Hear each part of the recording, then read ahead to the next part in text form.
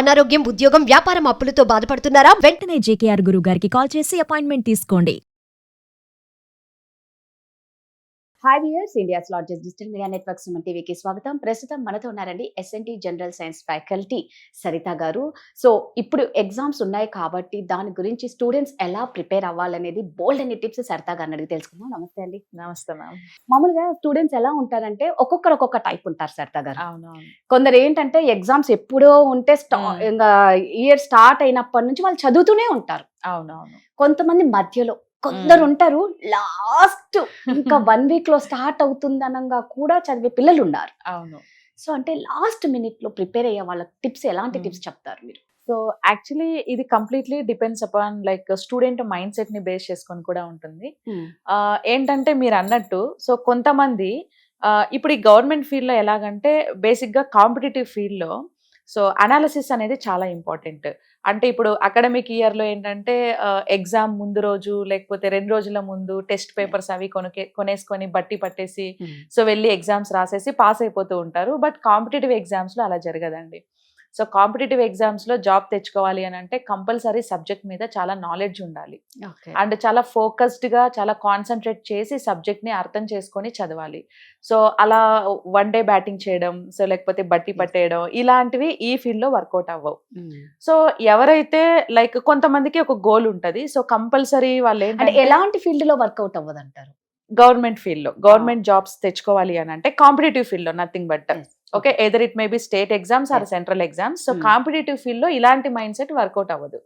So కొంతమంది ఏంటంటే like ఏంటంటే వాళ్ళకు ఒక గోల్ ఉంటది. సో గవర్నమెంట్ ఫీల్డ్ లోనే సెటిల్ అవ్వాలి, లేదా ఐఏఎస్ అవ్వాలి, ఐపీఎస్ అవ్వాలి, లేదా ఒక పోలీస్ జాబ్ తెచ్చుకోవాలి, లేకపోతే ఎస్ఎస్సి నోటిఫికేషన్ లో జాబ్ తెచ్చుకోవాలి. ఇలా ఒక గోల్ తోని వచ్చే వాళ్ళు ఏంటంటే వాళ్ళు వచ్చినప్పటి నుంచి స్టార్టింగ్ లోని వాళ్ళ మైండ్ లో ఒక గోల్ ఫిక్స్ అయింది కాబట్టి బేస్డ్ ఆన్ దట్ వాళ్ళు ప్రిపరేషన్ అనేది స్టార్ట్ చేస్తారు. సో అలా ఇవాళ ఏంటంటే కాంపిటీషన్ చాలా ఎక్కువగా ఉంది అండ్ గవర్నమెంట్ ఎగ్జామ్స్ కి కూడా చాలా మంది ఎక్కువగా ప్రిఫరెన్స్ ఇస్తున్నారు. So compare than private jobs. So కాబట్టి కాంపిటీషన్ ఎక్కువ ఉంది కాబట్టి లాంగ్ టర్మ్ ప్రిపరేషన్ అనేది చాలా ఇంపార్టెంట్. సో ఇప్పుడు మన ఇండియాలో like India's most toughest exam like UPSC exam. So దీనికి చాలా లాంగ్ టర్మ్ ప్రిపరేషన్ చాలా అవసరం. అండ్ అలాగే గ్రూప్ 1 కానీ గ్రూప్ 2 కానీ ఇప్పుడైతే ఆర్ఆర్బి ఎగ్జామ్స్ వీటికి కూడా లాంగ్ టర్మ్ ప్రిపరేషన్ అవసరం. ఇప్పుడైతే SSC RRB exams and police exams కూడా మనకి ఆల్రెడీ నోటిఫికేషన్స్ వచ్చేసాయి. సో నెక్స్ట్ మంత్ లో RRB exams and constable exams ఉన్నాయి, ఇంకా అప్కమింగ్ నోటిఫికేషన్స్ కూడా ఉన్నాయి. సో కాబట్టి కాంపిటీషన్ ఎక్కువ ఉంది కాబట్టి లాంగ్ టర్మ్ ప్రిపరేషన్ నన్ను అడిగితే ఇట్స్ బెటర్ యాక్చువల్లీ. ఇంకా లాస్ట్ మూమెంట్ లో తీసుకోవాల్సిన టిప్స్ ఏంటంటే, ఇప్పుడు నెక్స్ట్ వీక్ ఎగ్జామ్ రాయబోతూ ఈ వీక్ నుంచి చదవాలి, జాబ్ వచ్చేసేయాలి అని అంటే to be frank it's highly impossible actually ఇప్పుడున్న కాంపిటీషన్ లో. సో కాబట్టి లాస్ట్ మినిట్ లో అంటే ఇప్పటికే వాళ్ళందరికీ ప్రిపరేషన్ అనేది అయిపోయి ఉండాలి, ప్రతి సబ్జెక్ట్ మీద నాలెడ్జ్ ఉండాలి, గ్రిప్ ఉండాలి. ఇప్పుడేంటంటే రివిజన్ స్టేజ్ లో ఉండాలి. సో అట్లీస్ట్ ఒక సబ్జెక్ట్ ని మినిమం 3-4 times రివిజన్ చేస్తేనే సబ్జెక్ట్ మీద 60-70% నాలెడ్జ్ అనేది ఉంటుంది. అండ్ క్వశ్చన్ ఫ్రేమింగ్ ఎలా ఇచ్చినా, ఎంత డిఫికల్టీగా వెళ్ళినా సో కాన్సెప్ట్ అర్థం చేసుకొని కాన్సెప్ట్ మీద అవేర్నెస్ ఉంటేనే ఆ క్వశ్చన్ కి ఈజీగా ఆన్సర్ చేయగలరు. సో లేకపోతే it would be like somewhat difficult అనమాట. అండ్ టెస్ట్ సిరీస్ రాయడం కూడా చాలా ఇంపార్టెంట్. సో ఇప్పుడు మనకి ఎగ్జామ్లో ఇప్పుడు ఫర్ ఎగ్జాంపుల్ ఆర్ఆర్బి ఎగ్జామ్లో 90 minutes టైం ఉంటుంది. సో 90 minutes లో 100 questions చేయాల్సి ఉంటుంది. సో అక్కడ అవుట్పుట్ 90 minutes రావాలంటే ఇక్కడ ముందే ఏంటంటే మోస్ట్లీ టెస్ట్ సిరీస్ అనేది బాగా ప్రాక్టీస్ చేయాలి. టెస్ట్ సిరీస్ రాసేటప్పుడు సో ఇక్కడ ఒక 70 minutes లో 70-80 minutes లో 100 questions ని చేసేస్తే ప్రాక్టీస్ లో, మెయిన్ ఎగ్జామ్ లో అవుట్పుట్ 90 minutes లో 100 questions చేయొచ్చు. ఓకే, సో ప్రాక్టీస్ అనేది అలా చేయాలి. సో ప్రాక్టీస్ చాలా important. So practice makes man perfect అంటారు కదా. వితౌట్ ప్రాక్టీస్ మనకి అవుట్పుట్ అనేది అంత ఈజీగా అంటే పాజిటివ్ రిజల్ట్ రాలేదు. సో కాబట్టి నంబర్ ఆఫ్ టెస్ట్ సిరీస్ రాయాల్సి ఉంటుంది. అండ్ పాజిటివ్ మైండ్ సెట్ ఇక్కడ చాలా ఇంపార్టెంట్. సో చాలా మంది స్టూడెంట్స్ ఏమనుకుంటారంటే పక్కన వాళ్ళు చెప్తే అలా ఇన్ఫ్లుయెన్స్ అయిపోతారు. నీకు రిజర్వేషన్ లేదు, లేకపోతే నీ బ్రెయిన్ కి నీ తెలివికి జాబ్ రాదు, అలా ఏం లేదు. సో అది కంప్లీట్ గా మనం ఏంటంటే పాజిటివ్ మైండ్ సెట్ తోనే ఉండాలి. At the same time cool mind set తో ఉండాలి. టెన్షన్ పడి చదివేస్తే కూడా అది బ్రెయిన్ లోకి ఎక్కదు. అండ్ ఎగ్జామ్స్ రాసేటప్పుడు కూడా పేపర్ ఎలా వస్తుందో ఏంటో, క్వశ్చన్ కి ఆన్సర్ తెలుస్తారో లేదో, అలా టెన్షన్ మైండ్ సెట్ ఉండొద్దు. చాలా కూల్ మైండ్ సెట్ చాలా ఇంపార్టెంట్. సో కూల్ గా చదువుకోవాలి, జాబ్ వస్తుందనే పాజిటివ్ మైండ్ సెట్ ఉండాలి, ఎగ్జామ్ బాగా రాస్తాను అనే పాజిటివ్ మైండ్ సెట్ ఉండాలి. సో అప్పుడే మనకి పాజిటివ్ రిజల్ట్ వస్తుంది. అయితే ఏమవుతుందంటే చాలా మంది పిల్లలు ఈ ఎగ్జామ్ టెన్షన్ లో ప్రాపర్ స్లీప్ ఉండదు. అవును, సో దాని వల్ల కూడా చాలా ప్రాబ్లమ్స్ ఫేస్ చేస్తూ ఉంటారు. చాలా ఎఫెక్ట్ అవుతుంది. సో స్లీప్ చాలా important. So as per science brain requires at least 7 hours sleep in a day. ఒక రోజుకి మనం ఒక రోజులో 7 hours స్లీప్ అనేది కంపల్సరీ ఉండాలి. సో లేదా అట్లీస్ట్ 6 hours ఖచ్చితంగా స్లీప్ ఉండాలి.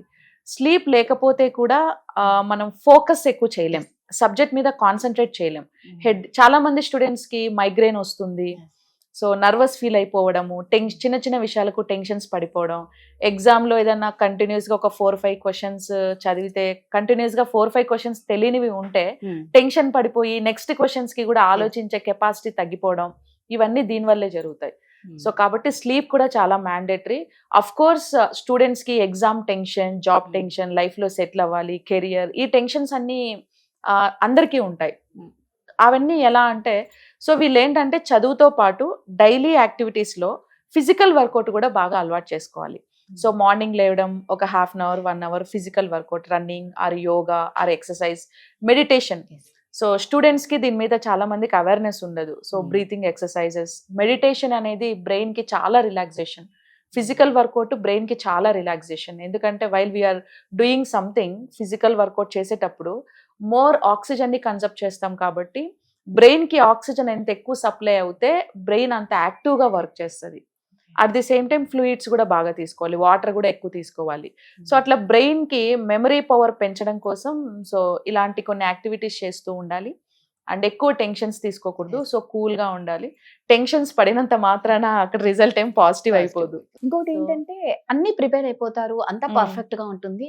చాలా రేర్ పర్సన్స్ టైం కి రీచ్ అవ్వలేకపోతారు. సో దాని వల్ల మీరు ఇదంతా చేసిందంతా పక్కకి వెళ్ళిపోతుంది. టైం కి రీచ్ అవ్వలేకపోవడం అని అంటే అది ముందే ప్రీ ప్లాన్డ్ గా ఉండాలి. ఖచ్చితంగా ఎప్పుడో ఎగ్జామ్ కి ఆల్మోస్ట్ ఒక 20-25 days ముందే హాల్ టికెట్స్ ఇస్తాడు. హాల్ టికెట్స్ లో ఆల్రెడీ ఎగ్జామ్ సెంటర్ ఉంటుంది. సో వీళ్ళు ఎక్కడ స్టే చేస్తున్నారు, దానికి ఎంత డిస్టెన్స్ ఉంది, అవన్నీ ముందే చూసుకోవాలి. సో చూసుకొని ఇంకా ఒక అరగంట ముందే అక్కడికి వెళ్ళి రీచ్ అవ్వాలి. ఇది ఇట్స్ కంప్లీట్లీ నెగ్లిజెన్స్. అది ఇంకా ఏదో సమ్ హెల్త్ ఇష్యూస్ వల్ల సడన్ గా ఏదైనా ఎమర్జెన్సీ వచ్చేసి ఇలాంటిది ఓకే గానీ, బట్ ఏంటంటే కొన్ని మినిట్స్ లేట్ అయితే కూడా అలో చేయరు. సో అలా వాళ్ళ చాలా మంది స్టూడెంట్స్ వాళ్ళ కెరియర్ ని స్పాయిల్ చేసుకుంటారు. సో కాబట్టి ముందే ప్రీ ప్లాన్డ్ గా ఆప్షన్స్ పెట్టుకోవాలి. ఇప్పుడు ట్రైన్ లో వెళ్తారా, లేకపోతే మెట్రోలో వెళ్తారా, బైక్ లో వెళ్తారా, అట్లా ఒకటి కాదు 2-3 ఆప్షన్స్ పెట్టుకోవాలి. సో ఎప్పుడన్నా మనకి టైం బాగాలేనప్పుడు సడన్ గా కొన్ని డిస్టర్బెన్సెస్ అవుతాయి కదా. సో దానికి ఆల్టర్నేట్స్ కూడా ముందే చూసి పెట్టుకొని ఉండాలి. సో ముందు రోజు మంచిగా నిద్రపోవాలి. సో ముందు రోజు 1 day బ్యాటింగ్ మిడ్-నైట్ వరకు చదివేసి అప్పుడు పడుకుంటారు. 2 o'clock 3 o'clock టెన్షన్ పడి, సో కరెక్ట్ గా ఎగ్జామ్ కి వెళ్ళాలి అన్నప్పుడు మెలకువ రాదు. సో నిద్రలో ఉంటారు. సో అలాంటివి లేకుండా ఒక్క రోజులో మనం ఏం మార్చలేం, ఒక్క రోజులో ఏం చేసేలేం. So things cannot be change in 1 day. So కాబట్టి ముందు రోజు నన్ను అడిగితే మంచిగా రెస్ట్ తీసుకోవాలి. రెస్ట్ తీసుకుంటేనే బ్రెయిన్ యాక్టివ్ గా ఉంటది. సో ఒక్క రోజు చదివింది గుర్తొచ్చేసేయాలంటే గుర్తు రాదు.